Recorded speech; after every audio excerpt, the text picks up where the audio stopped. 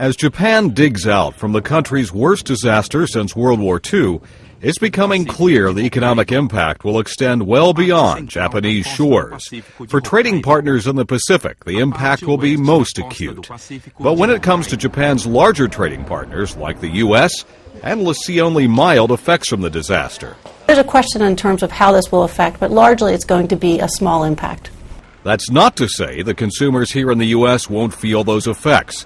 Thousands of vehicles were swept away by the ferocious tsunami, many of which were destined for U.S. shores. It's important to remember that the ships that come over from Japan take weeks. So it's not likely, if you were expecting delivery this week or next, that you will be impacted. It's the people that are 4, 6, and 8 weeks out that you're going to see a delay in that delivery process.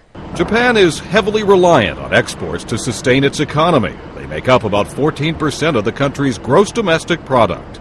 But with so much destruction in the country, supply lines are expected to be constrained for several weeks, if not longer. That could mean that items like electronics could soon be in short supply. Some of the components that are used to make these products in the United States are basically supplied by Japanese. For example, flash memory, for example, won't be as easily available, at least for the next few, maybe for the next few quarters, which would put some pressure on prices for them. How well Japan recovers from the disaster could have a broad impact on economies around the globe.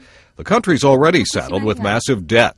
200% of gross domestic product, the biggest among developed nations. Analysts say that the uncertainty over Japan's future could force interest rates higher and pose a major threat to the global recovery. Mark Hamrick, The Associated Press.